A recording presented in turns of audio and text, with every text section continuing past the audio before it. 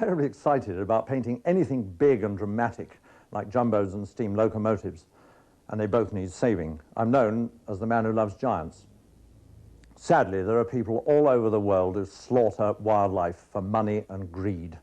Take elephants, for example, for their ivory. I believe, and I'm sure you do, that ivory looks best on the dear old jumbo where it belongs.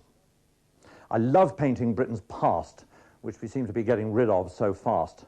The dear old Art Royal, up in a scrapyard in pieces in Scotland. I heard about an old steam engine in Zambia that needed saving and felt that I just had to rush out and bring her back to England.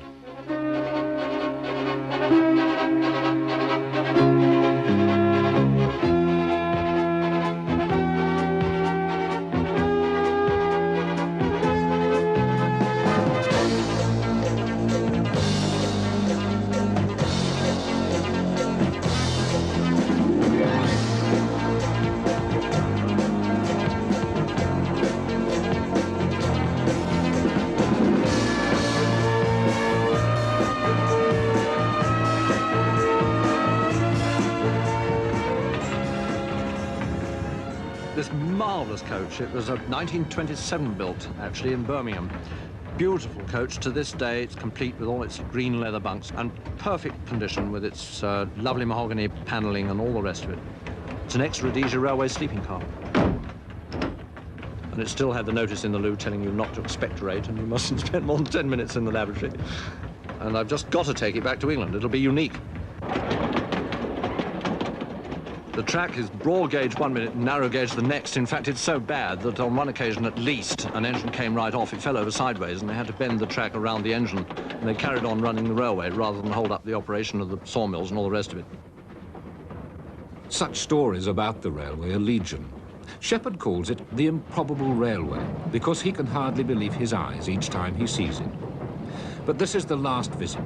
The line, built to serve the Zambezi sawmills 100 miles away, is closing down. The mills will be rebuilt and modernized, the steam engines will go, new roads will carry out the timber from a different part of the bush. In 1 week, David Shepherd will sketch as much as he can, hopefully rescue some engines, and revel in his beloved railway for the last time in Africa. Well, these old locos running on the line consume vast quantities of water and wood. But at this particular Ngwezi village, there's a borehole, and so all the trains stop. And at other points down the line, they frequently have to stop to consume yet more vast quantities of timber. So they all hop off and go into the bush with their axes and choppers and chop down more and more trees and pile them into the tender.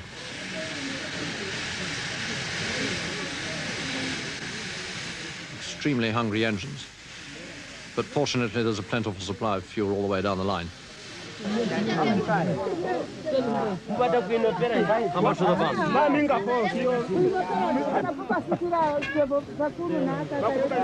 much are they? How much are they? 1 Ngwe for a bun. There are, they're 5.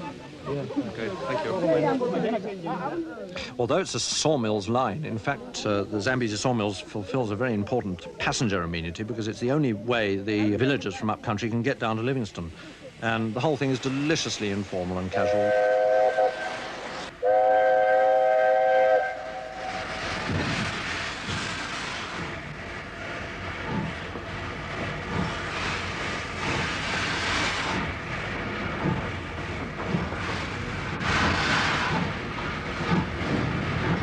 The trains in the very early days on the Zambezi sawmills had no proper brakes as we know them. They had wooden brake blocks.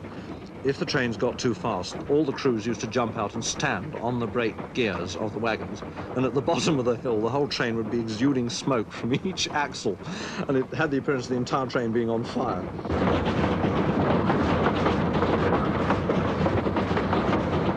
Of course, as far as I'm concerned, a steam locomotive is the most marvellous machine ever invented by man. And these marvellous old grimy workhorses are ending their days living out their lives on this fantastic railway. And they all have a different personality, each engine, which you can only appreciate if you ride on them as they thrash up the line and feel the life in them. And if this was going to be the very last steam train of all up to Mulabezi, then I was going to be on it. The coaches didn't come in until 1958.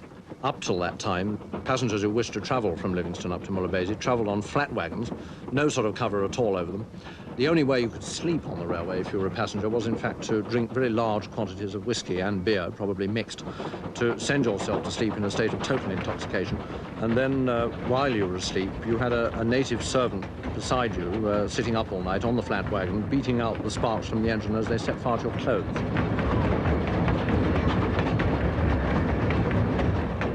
Only the first part of the journey is in daylight. Most of it is by night, a precaution against transporting tsetse flies, which are only active by day, from one part of the country to another. When the engines are working really hard, there's a regular Guy Fawkes display of sparks out of their chimneys, and the trains always leave this lovely little line of jewels along the track of glowing embers. And inevitably, in the end, the Zambezi Sawmills Railway was bound to set fire to its own trains, which it did on several different occasions.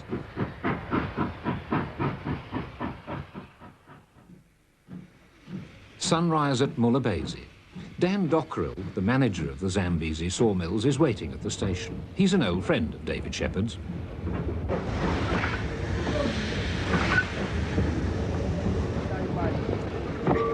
Thank you very much. Thank you. Hello, Dan. God, fantastic. What a journey. Eh? God. What a journey. God, it's super to be here. Oh, Christ. The Mulebesi Russia. God. Most people think Shepherd quite mad to go to Africa to save a couple of antiquated engines which were built in Britain at the turn of the century. But in Dan Dockrell, he finds an eager ally at Mulebesi. What a place Mulebesi is. It's like a little enclave 100 miles away from anywhere, and it's a cosmopolitan little group of people, German, Italian, English, Irish, you name it, and African, of course, and they all live in this marvellous little place. The whole place is built on sawdust. Even the roads are just solid sawdust. Everything is wood and smells of it. They all think I'm absolutely nutty in Lusaka, you know, about this idea, but the cooperation's fantastic. It's a wonderful idea.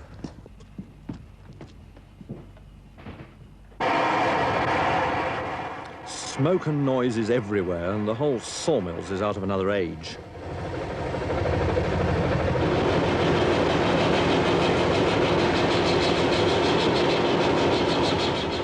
Wood-fired boilers, the whole place powered by an incredible ancient collection of steam engines with belt drives going to the various ancient machines that were used for drilling and sawing. The whole place littered with junk.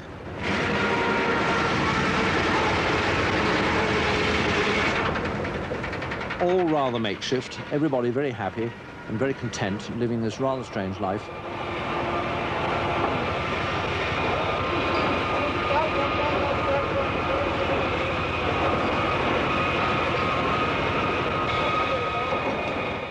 They've been taking Zambezi redwoods and other trees out of the bush here for half a century. That adds up to a lot of crutches and pick handles and parquet floors, which is what the wood is good for. The floor of the London Stock Exchange came out of Mulebesi. The railway brings the logs out of the bush to the mills and finally takes the sawn timber down the line to Livingston. These are the last few inferior logs that the railway can get at.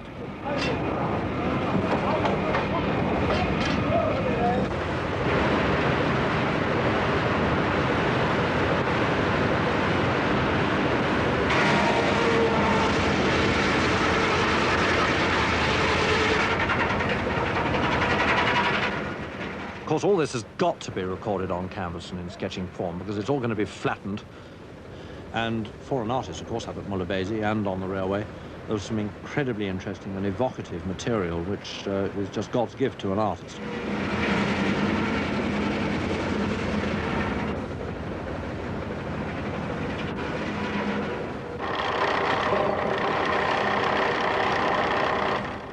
Some years ago, railway sleepers were one of the most important products.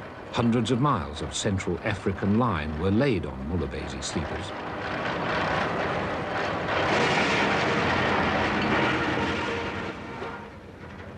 But the new Tanzam railway, running down from Tanzania into Zambia, used concrete sleepers.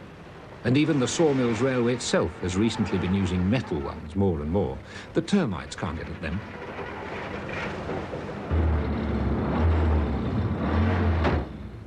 Graham Roberts, apart from being one of my greatest friends, is, after me, I think, just about the luckiest man alive.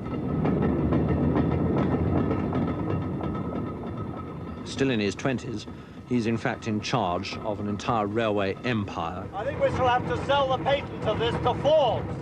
Well, I've often thought of sending them a photo of this as an advertisement. 1938 Ford Prefect still going. I wonder whether I can adapt my Mercedes to go on my railway in Tranmore like this in Somerset. Well, I've seen a Lagonda on the English railway. Early 1930 Lagonda. What's the maximum you can do in this? Sensibly, I mean. Well, the record to Livingston is 2.5 hours. My God. Yeah. That's about 50 miles an hour. Yeah.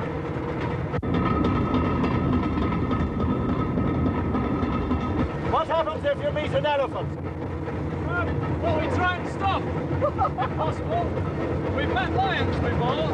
I shoot the elephant and turn around and run.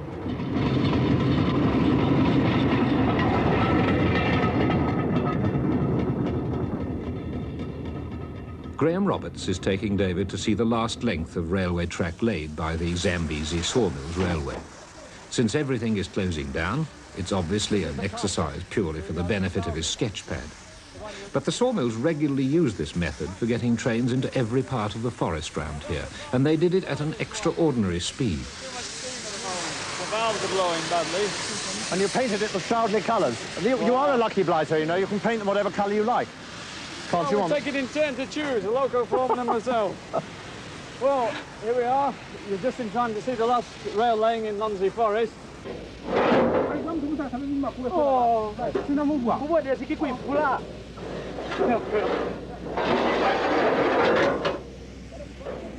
How old is the oldest track you've got? well, most of the sleep is about 1900. But the rails, some of these rails are the original wrought iron rails on My the Cape God. Town Wellington Railway. God grief. Late 1880s, I should say. And you've been using the same track sort of for, what, 50 years or 30 years, taking it up from one spur, putting it down on another one. So the same track gets used over and over again with the same sleepers. Yes. We get a bit of scrap, you know, they keep breaking, but otherwise we keep reusing them.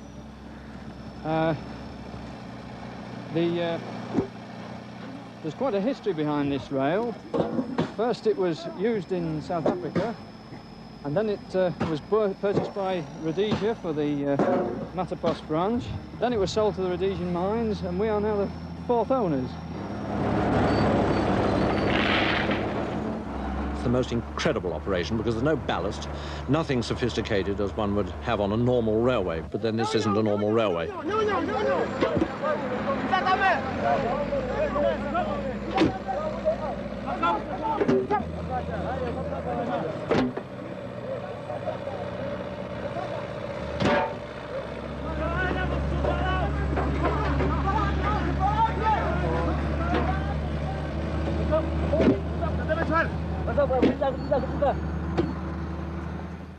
The whole thing is done by eye. There's no mechanical contrivance whatever in laying track. They simply cut a lot of sticks and stick them into the sand in a row, and that's the line for the track, and off they go.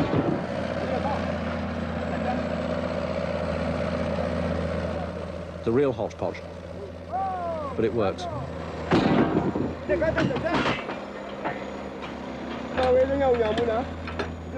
It's only a matter of minutes after the bulldozer that the train moves on the new rails.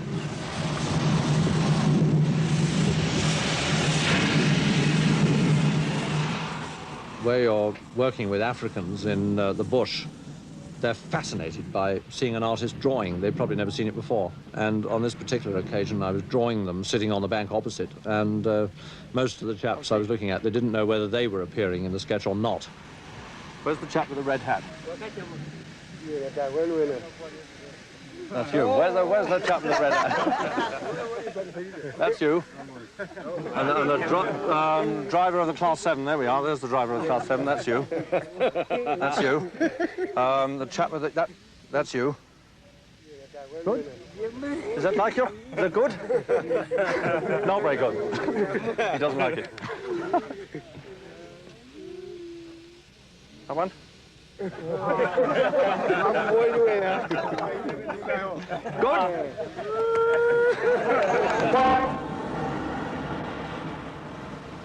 Like everything else, of course, on this railway, it breaks down, which isn't really surprising. But this particular trip, I think, was the real last trip that this Ford prefect was ever going to make.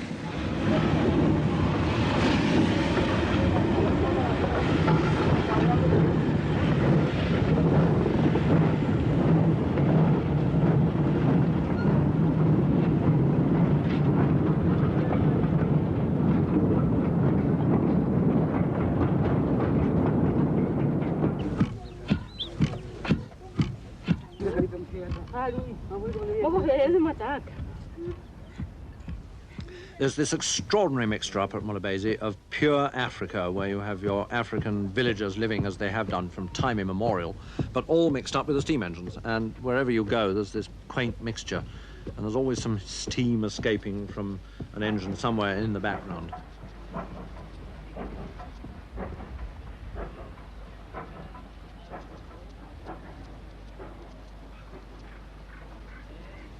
There's the most fantastic atmosphere in this graveyard that I think I've ever experienced. When you think of it, some of these vehicles, the engines and the coaches and the wagons, have been there possibly 40, 50 years, rotting away gently in the bush.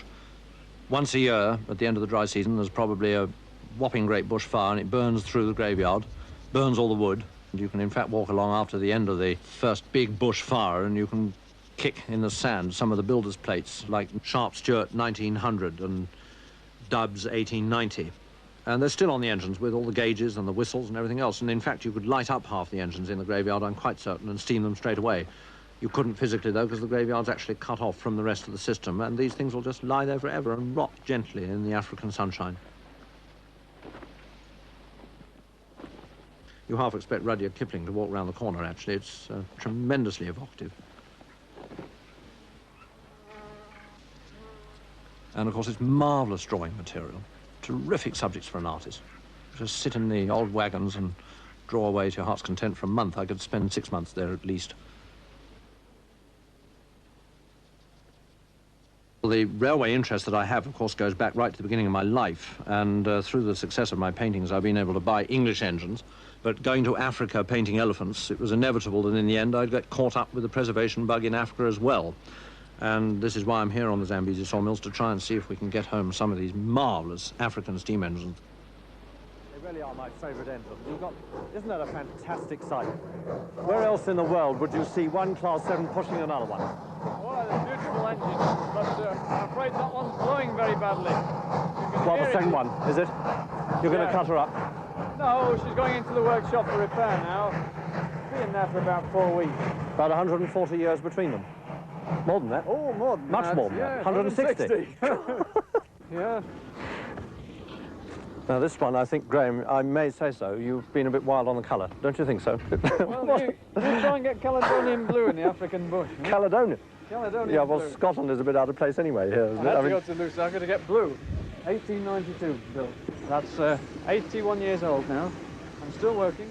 Oh, this is, it's one of these things that the Malawi Railways have, isn't it? These modern, this is quite modern. Well, on the quiet of the weekend was a marvellous opportunity for me and Graham to see, in fact, which were the most practical to bring back to England, because obviously if one is going to embark on a mad adventure like this, one wants to get at least engines in reasonable working condition. The next Rhodesia Railways Class 8, built in Glasgow, 1910. Oh, yes. Now, what about the... Somebody told me that frames are weak point of Class 10s, that they crack their main frames. Is that true? Yeah, well, they crack just here, above the rear wheel. Our truck's so bumpy, the wheels keep clouting the frame, so we've got to keep the boxes tight and the springs set up properly. You mean the wheel actually hits the frame as it's going along? Unfortunately, yes. Well, I don't know. That 993, of course, the Class 7 is obviously a safe bet. They make a super pair if I take this as well. The only Class 10 in England.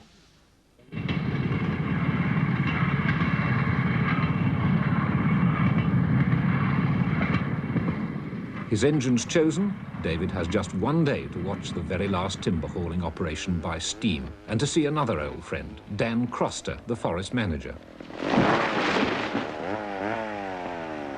Alan. Hello, how are you? It's super to be here. Yeah. Sad though, just the last of it. Yeah, the last train now. The very last. Then where are we? Oh God, isn't it awful? But it's, oh God, I'm glad I made it. From now Really on, am. from now on, if it will be a train, it will be just trucks. And just people on it, no timber. No timber.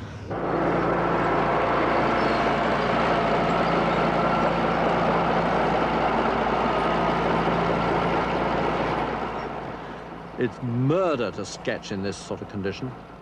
If I'd in fact been oil painting, the canvas would have been like sandpaper after the first few minutes because the dust was choking. It was mighty hot too. It was well over 100 degrees. But again, marvelous material for an artist.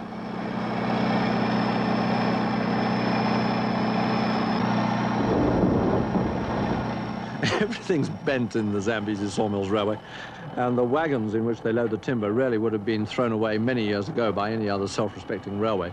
But they serve their purpose, although most of them have not to be loaded on the side, but nobody takes any notice of that.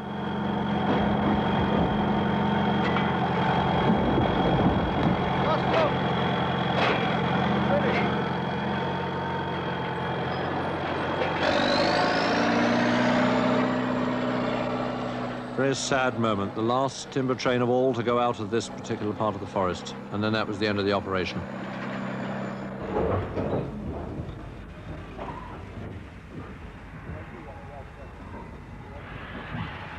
Hauled by the forest engine, number 993, the one that's coming back to UK.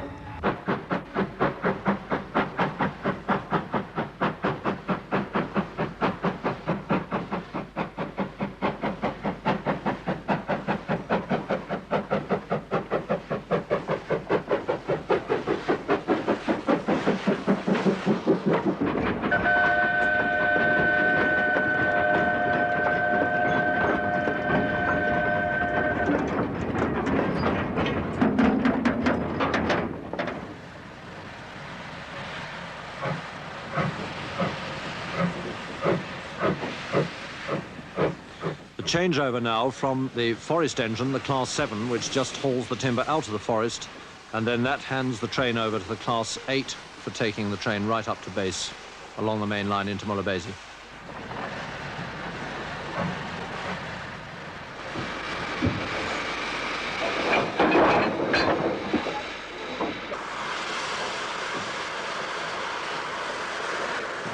Well, there it is. This is the last train. Would you like to take her home? Hell, I would. Okay, let's go then.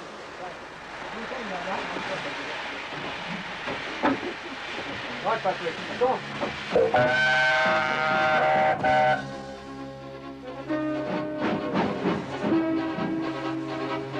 I don't know, I'm so excited, I don't know what.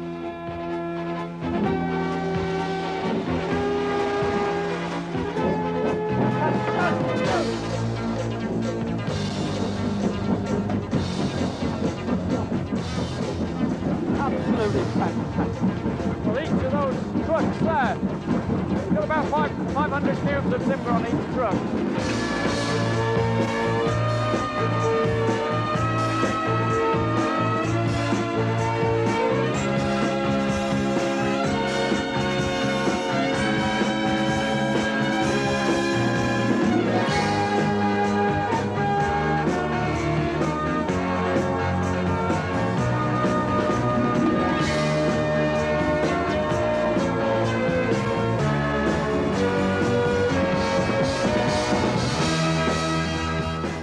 This marvellous old British engine, which was built probably in 1890, sent out in the reign of Queen Victoria to Africa. And now the old girl's started up the last long, steep slope to the sawmills with all the determination she's got left in her. And for the last few hundred yards, we just held our breaths as she wheezed and groaned and strained every last ounce of strength left in her to get up the hill.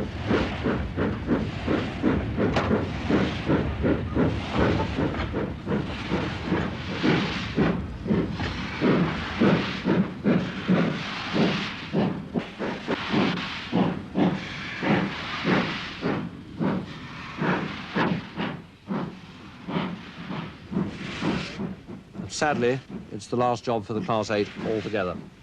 She'll just be shoved into the graveyard at Mulabezi and there she'll rest for the rest of her days, gradually being smothered by bush. I suppose some archaeologists will find her in 50 years' time and say, what the hell's this?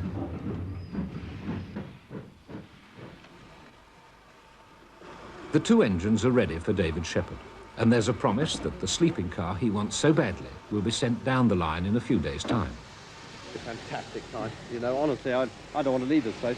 Well, I think It's almost like a second home now. once you get them back home, we'll come and see them sometime. They're nice and safe with you. When I find a home for them. Yeah? Yeah. If they were standard gauge, life would be a lot easier. Ah, that's But that's not going to stop me. That was a problem. all your enthusiasts will be around it. Oh, by the way, you won't forget to take those builders' plates off the old wrecks in the graveyard, we'll, will they? yes. Cheerio, Dan. all the Thanks best. a hell of a lot for everything. Come and see me in England with the engine. Yes?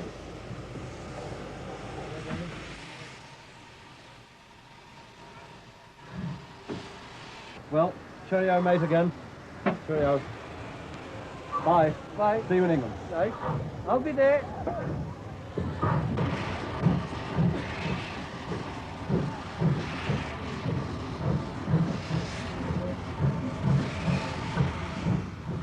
Desperately sad to think that this is the last I shall see of Mulabesi, because Mulabesi to me is unique.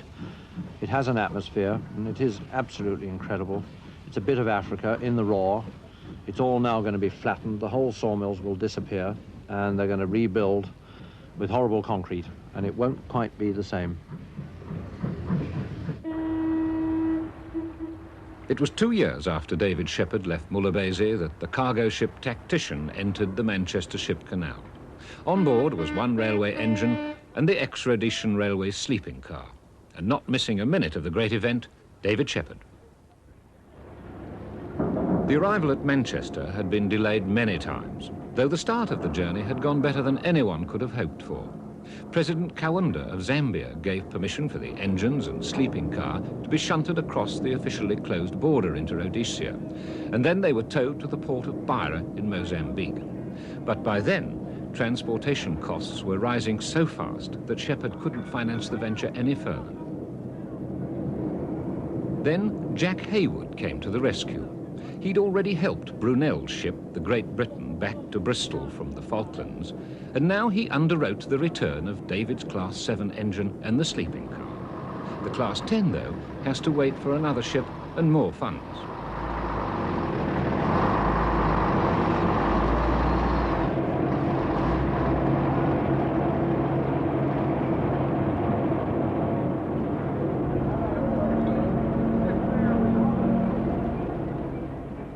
But for two old stagers, with thousands of miles of African railway behind them, it's back to Britain at last, where David Shepherd is convinced they belong.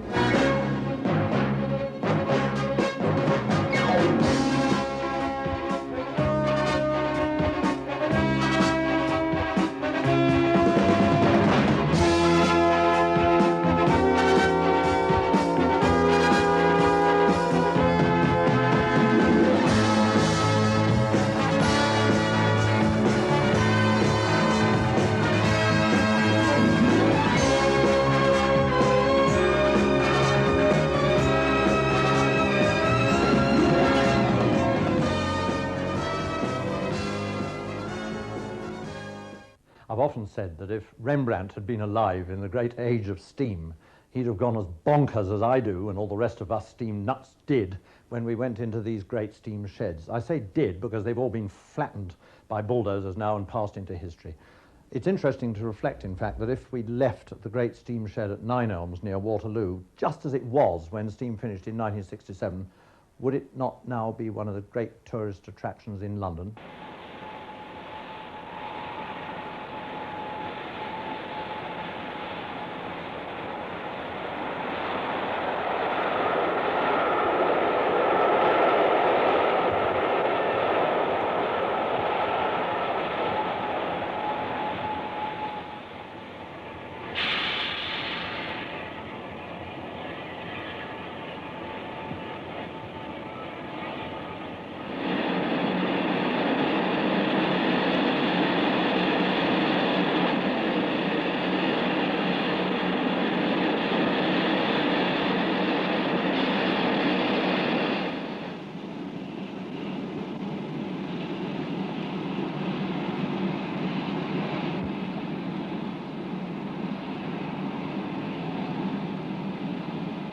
The railway is still called the company by some of the older drivers, even now, long after nationalisation. For them, retirement has coincided with the end of steam. For younger railwaymen, it means a change to diesels and electrics, a change they view with mixed feelings. Modern locomotives are more comfortable and efficient, but they don't live like a steam engine. Some railwaymen at Nine Elms Sheds have shown their affection for steam in a practical way. They've raised funds to buy their own engine.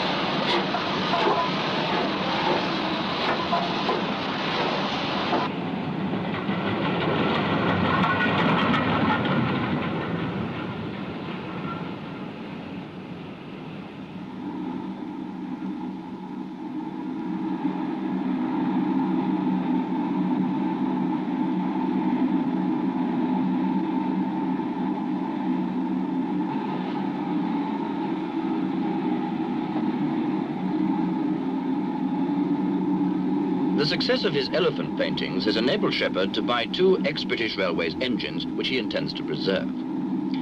His love for engines is tempered with a respect based on fear. Not that he's ever really scared, but when he's near an engine in steam, there's always a tiny feeling at the back of his mind that it might blow up. The chances of this ever happening are very remote.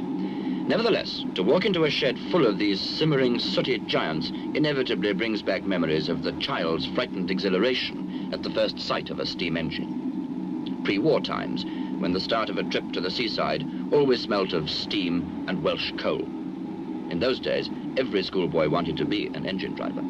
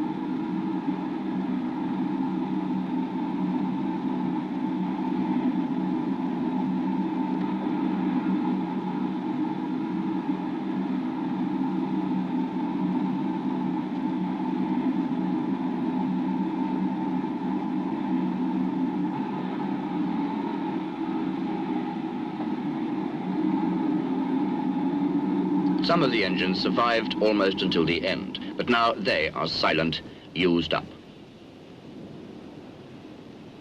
Already, fittings such as nameplates, number plates, gauges are being removed and will go to museums or private collectors.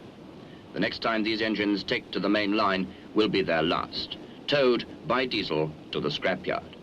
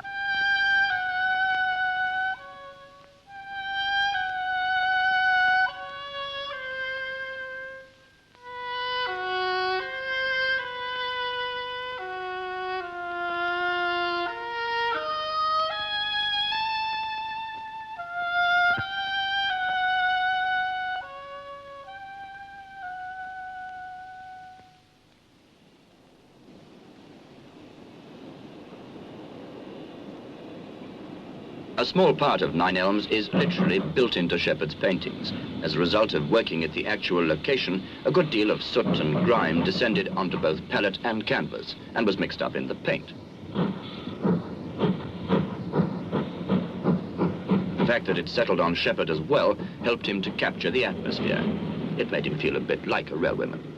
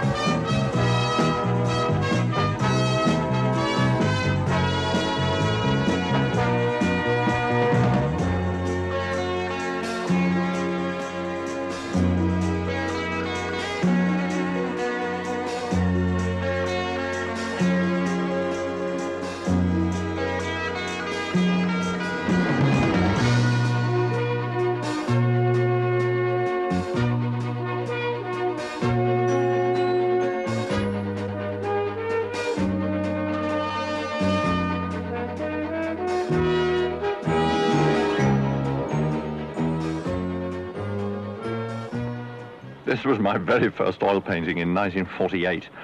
No wonder that the only art school that I'd tried to enter failed me. They said I was so bad that I wasn't worth training. Fortunately, I met Robin Goodwin, and he taught me all I know. Surely it was a case of 3% talent and 97% training.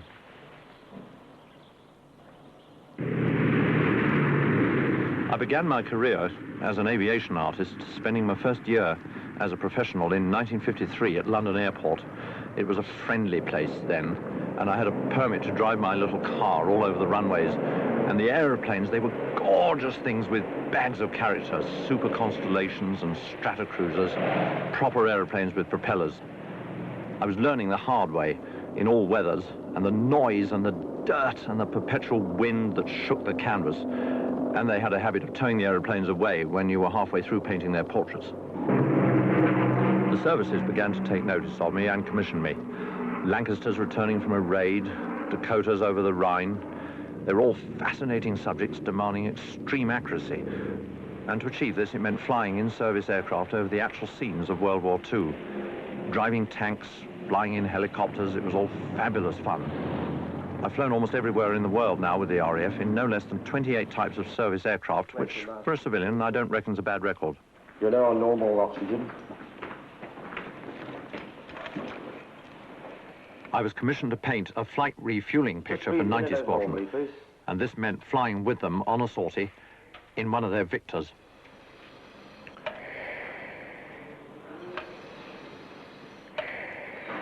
Take a deep breath and hold it, please.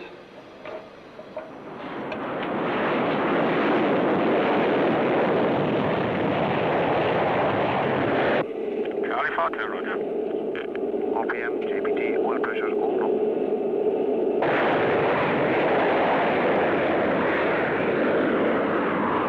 60 knots, no. That checks. 90 knots, no. That checks. Rotate.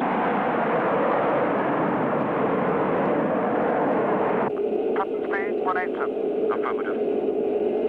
Charlie 42, airborne, start 17. Charlie 42, roger to approach. I really believe that in order to paint a particular aircraft, it's essential to fly in it.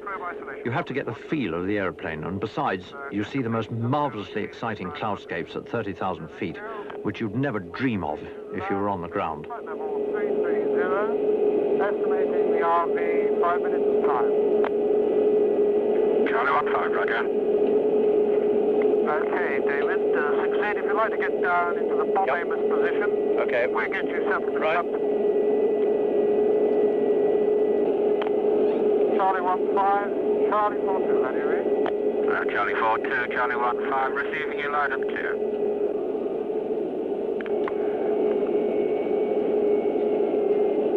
Comes a bit of a tight fit. Okay, 6, you should be able to see the tanker. Now he's in our 11 o'clock load. Yep, I've just seen him now. Fine. Charlie 26 on Charlie 15, you're clear, stand center hose. 26. Charlie 26 in position. Charlie 42 is in position, Ishmael starboard, high this time. Charlie 15, roger. It's almost impossible, incidentally, to draw when lying on one's stomach, wearing a crash helmet, a parachute and a dinghy. One has no control whatsoever over the pencil. 26 contact. Right, how's that? Perfect. Terrific. Charlie 42 is dropping back this time, you're clear to brake. Charlie 15. Charlie 26, Charlie 15, you're clear to brake. Charlie 26.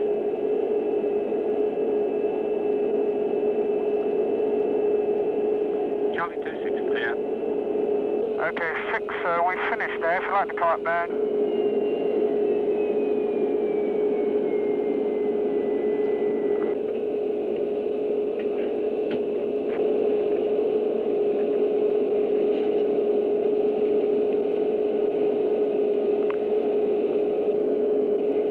How's that sun? It's a bit bright. Well, it's right in my eyes, but it's jolly effective. It's a fantastic sight. Okay, call closing up, please. 42 is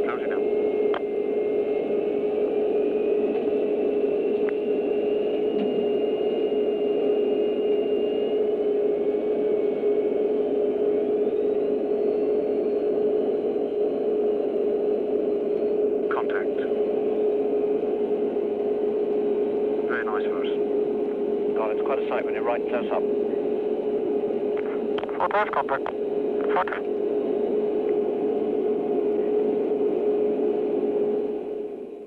I owe a very special debt of gratitude to the Royal Air Force because I flew with them to Africa in 1960 to paint aeroplane pictures for them. When I arrived in Nairobi, they said, we don't want pictures of aeroplanes because we fly them all day. Do you do local things like elephants? To which I said, well, I never have done, but I'll have a try. And that's how it all started. And so jumbos came into my life. And to begin with, I never imagined what they'd do for me in the future. Painting elephants like this, by the way, is not to be recommended, although it's amazing how close one can get without their becoming aware of you. Elephants have very poor eyesight, but if the wind is in your favor and you're very quiet, it's possible to creep up to within 60 feet, as I am here. I know because we paced it out afterwards.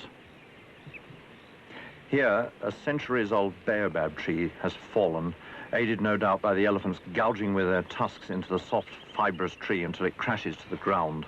It's always a sad event to see. The jumbos love to chew the tree, probably for its calcium content. Jumbos are gentle, benevolent creatures. I always remember being told when I first went to Africa, if you leave them alone, they'll leave you alone. There's always the unexpected, however, as I found out the hard way by being chased, and one should never take liberties. I suppose painting their portraits is a bit of a liberty, but I can never tire of studying elephants when they're undisturbed. To watch them just getting on with the business of being elephants is surely one of the most awe-inspiring sights in all Africa. One feels so totally insignificant, as indeed one is. They're fascinating animals to watch. Big ones, baby ones, dad, mother, uncles and aunties, red ones and grey ones. Sadly, the poor old jumbo has a price on his head. The days of the great tuskers carrying ivory of possibly 180 pounds or more on either side, tusks so huge that the animal would have to lift his head when walking, are over. These great animals are treasures far more valuable, surely, than anything man-made, for they can never be recreated. We shall never see their like again.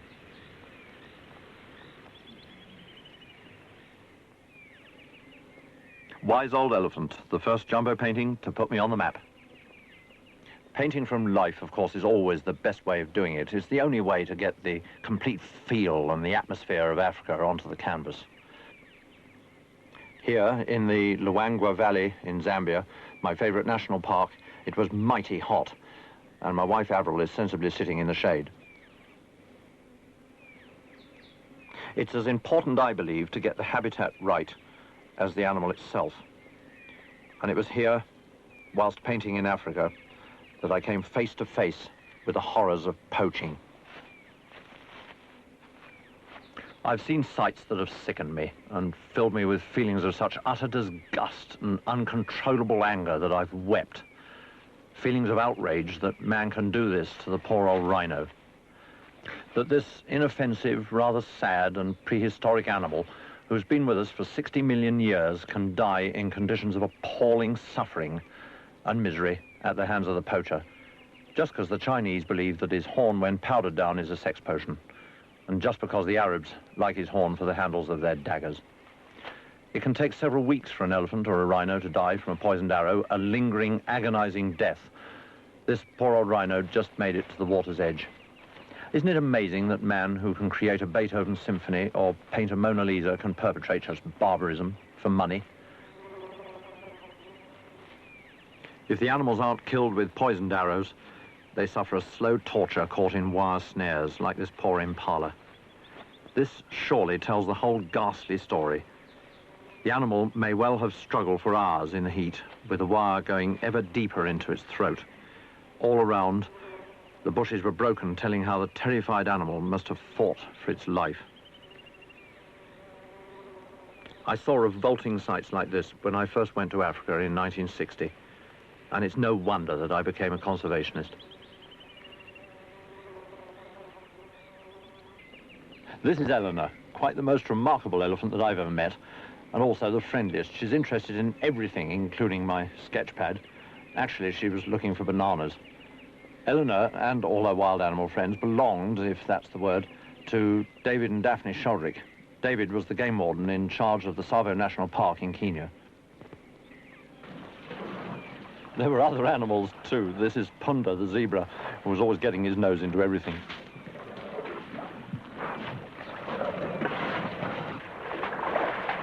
Tourists visiting the park would all too often find baby animals. They might be elephant, rhino, zebra, buffalo, wandering helplessly alone or standing pathetically by their dead mothers, who in turn may well have fallen victim to drought or died at the hand of poachers. The sympathetic visitor would bring these orphans to Daphne, and another animal would join their family. David and Daphne were acting simply as guardians with the intention of returning the animals to the wild when they might be old enough to fend for themselves. Jumbos and rhinos, of course, adore mud baths, and how's that for a contented rhino?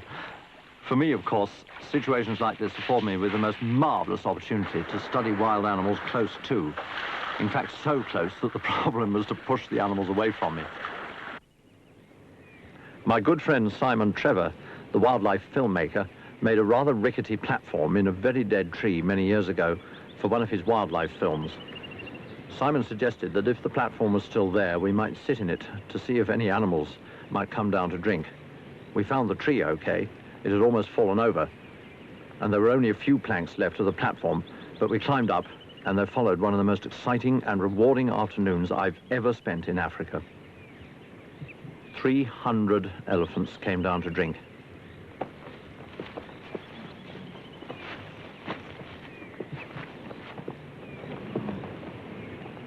At certain times, they were so close to the platform that if I'd stretched my leg over the edge, I could have touched the tops of their backs. We had, of course, to be desperately quiet all the time because they would have heard every sound, possibly even the whirring of my movie camera. Always rest, if you possibly can, this marvellous elephant standing in a typically characteristic pose, standing on 3 legs and resting his trunk over one of his tusks. The really dicey bit, in fact, was when they came right under the tree, because if a stroppy little bull had taken it into his head to have a scratch against the tree, the whole thing would have gone over. But it was a marvellous opportunity to study elephants just behaving absolutely undisturbed, mucking about. There were baby ones feeding. They were sloshing about in the mud. Baby elephants that size, that one's about 5 weeks old, possibly less.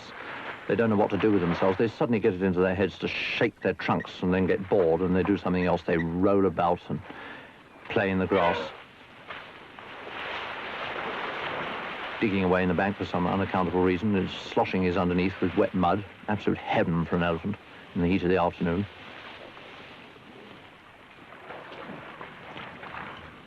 Remarkable cow elephant, that one, with a misshapen tusk. Quite a common occurrence in Tsavo. And the result was this painting. It's the biggest elephant canvas I've ever done. There are 178 elephants in this picture, and it's entirely as a result of those fabulous 4 hours sitting in that platform with Simon. So I owe him a hearty vote of thanks. Of course, conservation doesn't start and stop in Africa. And here I'm riding across an ice-cold Himalayan river on elephant back. This form of transport's much quieter than Land Rovers and far more exciting, particularly when the elephant's pushing against the tremendously strong current of the river. For me, the tiger has to be the most beautiful animal in the entire world. And in 1973, tigers were on the brink of extinction.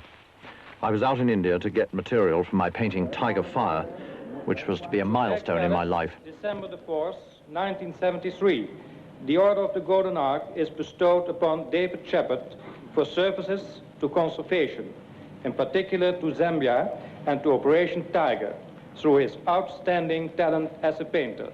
Signed by the Prince of the Netherlands, Bernhard. Sure.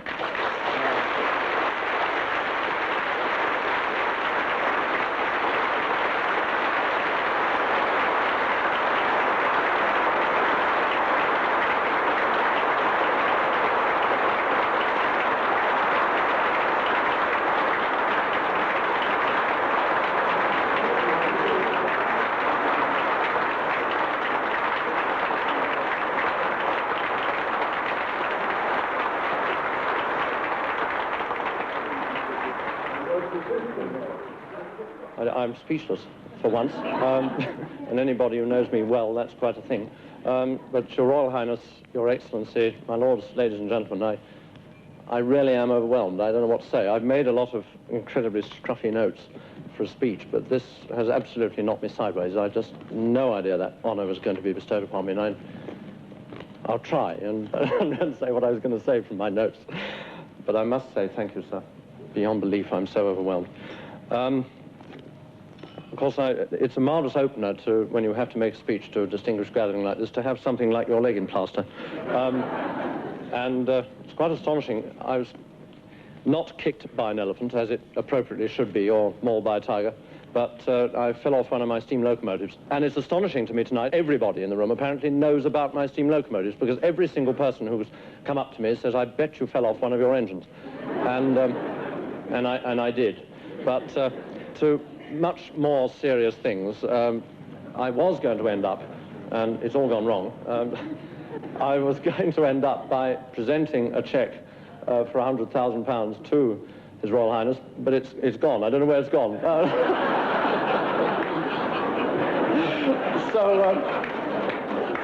So that's that. We were going to do it for a nice little ceremony with a camera, but I just don't know what's gone wrong. I asked Arnold, and he doesn't know where it's gone either. So, but I do assure you the money is there. £100,000 is the first amount, and we should end up with something considerably in excess of that. The total amount raised by Tiger Fire is £127,500. It's not quite that will go to the fund, but damn nearly. Thank you very much indeed, everyone.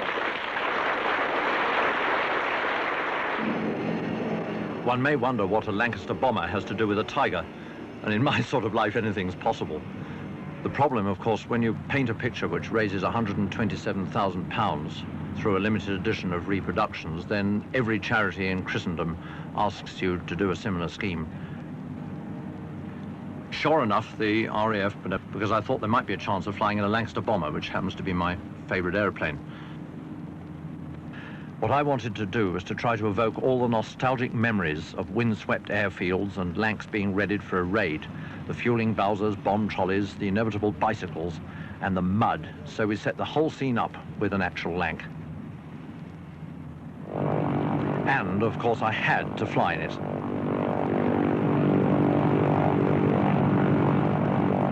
I'm sitting in the mid-upper turret of City of Lincoln, the last remaining Lanc that still flies. She belongs to the Royal Air Force Battle of Britain Memorial Flight.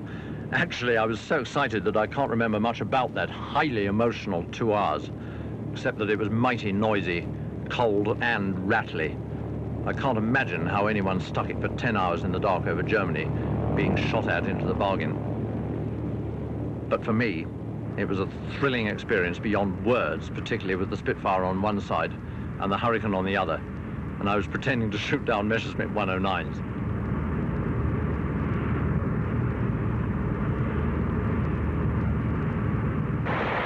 And there's still a link from Tigers to Lancasters to the Art Royal. Once again, a telephone call. Would I raise some money for the Fleet Air Arm Museum at Yeovilton? Ah, I thought, what a marvellous chance to play with the Art Royal in the Mediterranean on her final journey home to the Breakers Yard. The Navy flew me out to Malta, and there, almost too excited to think straight, I joined the great ship on her last voyage home.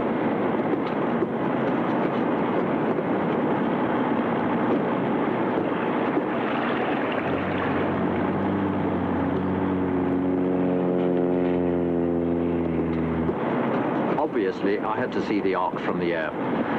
So up I went in one of their air-sea rescue choppers, where it seemed to me I was to spend most of the next 5 days.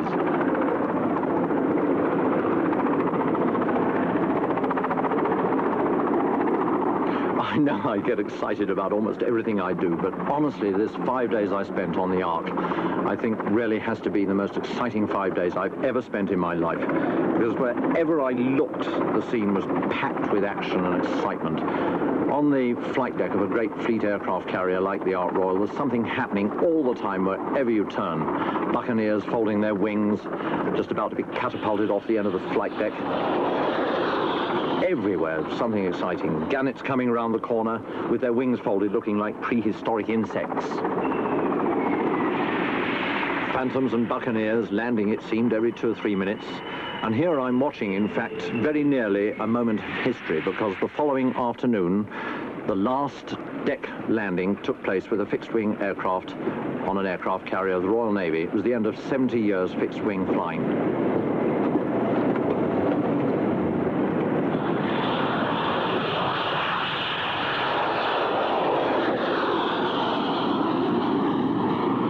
A moment of light relief, but a sad one.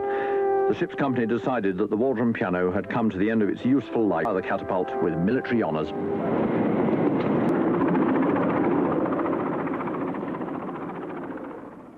It was in 1967 that I probably did the maddest thing in my whole life. I rang up British Rail and said, can I buy 2 steam engines?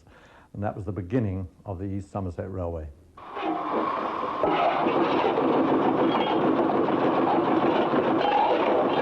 It was all happening just at the right time for me. My wildlife paintings were getting known and wanted. Steam engines were going to the scrapyards at the rate of hundreds a week. Britain was throwing away her great steam railway heritage in a frenzy of premature dieselization. And almost new locomotives were available for the asking, providing one had the money. For £5,800, I'd bought 92203 and 75029. British Railways thought I was mad, a not unreasonable conclusion, I suppose. My jumbos also bought us our lovely Surrey farmhouse, built in 1650, all oak beams and wisteria, not to mention a super studio, and 16 acres with a trout lake. But still, I had to find a home for my locos, and I was getting desperate. But this painting of Christ solved the problem. I was commissioned by the army chaplains to paint a 15-foot-long religious painting to hang behind the altar of the Army Garrison Church at Borden in Hampshire.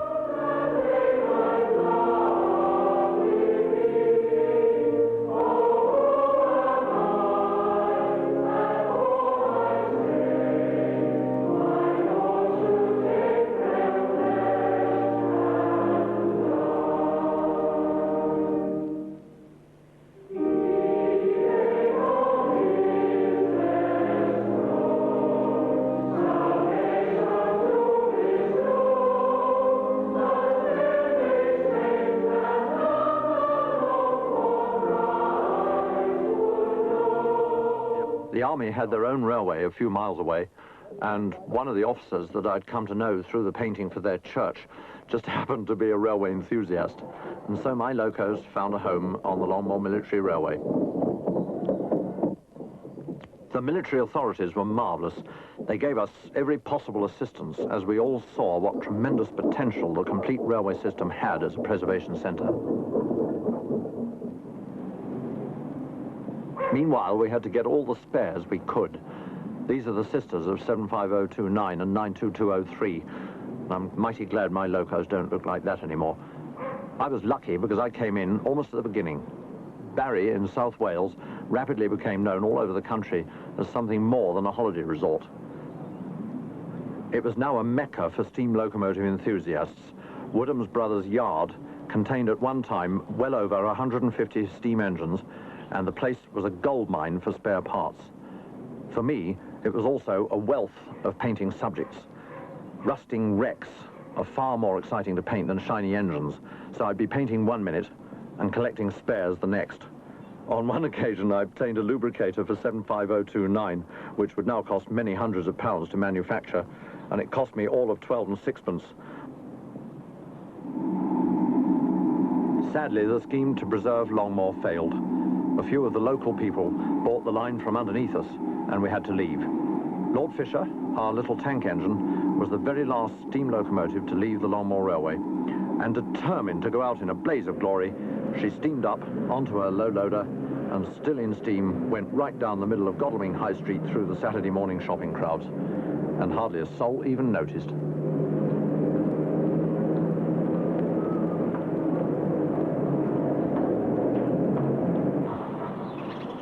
April the 7th, 1973. This is a moment of history. The beginnings of the East Somerset Railway, and we didn't start with very much.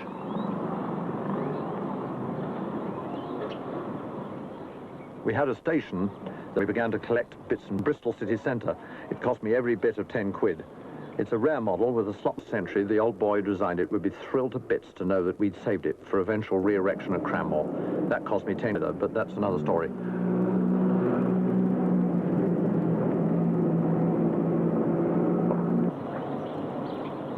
Months of hard work by volunteers and the transformation of Cranmore Station, vintage 1857, is complete.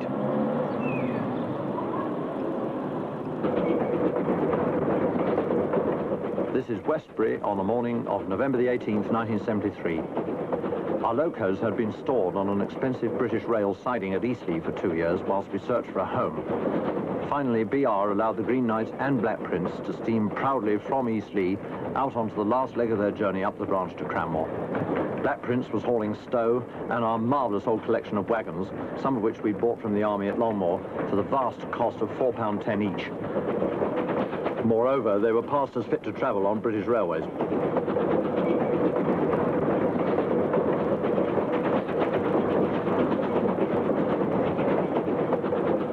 This has to be one of my proudest moments, to have my very own Black Prince in steam on British Railways, moving up the hill into a new home at last.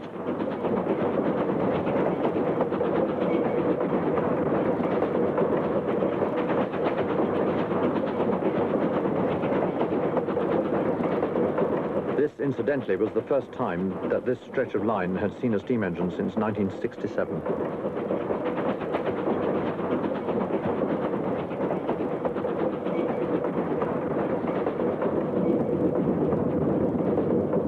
Finally, under the bridge and into Cranmore.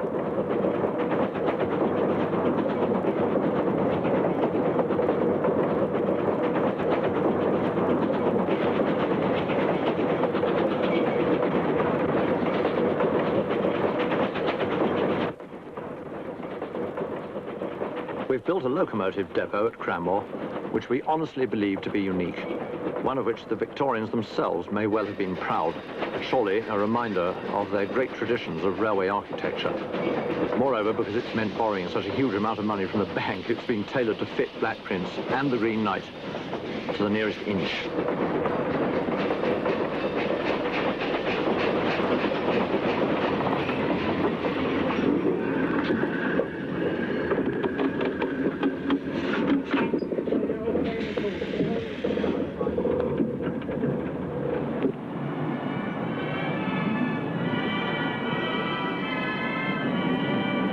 On June the 25th, 1975, we were opened by royalty. His Royal Highness Prince Bernhard of the Netherlands, then International President of the World Wildlife Fund, flew over from Holland, spent 5 hours on the East Somerset Railway with Black Prince and the Green Knight, and we gave all the proceeds to help save elephants. What could possibly be more appropriate than that?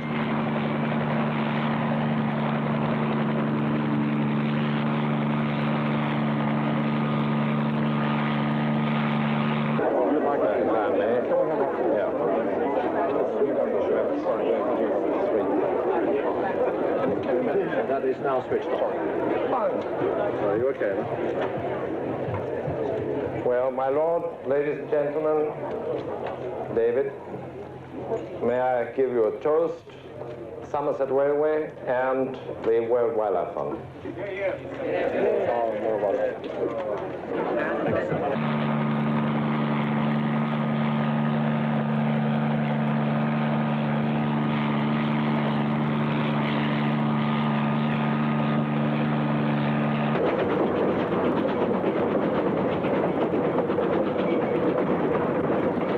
It must be the dream of every man who owns his very own full-size steam locomotive to run it on a proper railway. It's rather like tying a racehorse up in a backyard and then once in a while letting it out on a proper racetrack. In the good old days of the mid-1970s, before Black Prince was banned from running on British rail metals, she was allowed out on several occasions, running from Westbury to Eastleigh and back again, and riding on the footplate of one's own 140-ton steam engine, hauling 13 coaches with 600 people packed aboard, all with their cameras and tape recorders shoved out of the windows, and going down the line, boarded in places by cheering crowds, under bridges crowded with people, surely the very pinnacle of excitement. We even saw one elderly couple standing on the embankment, and as the locomotive stormed by, they both stood up smartly. She waved her Union Jack, and he stood to attention at the salute. On these occasions, I get so excited, I'm completely unintelligible to most people, and I go around patting Black Prince.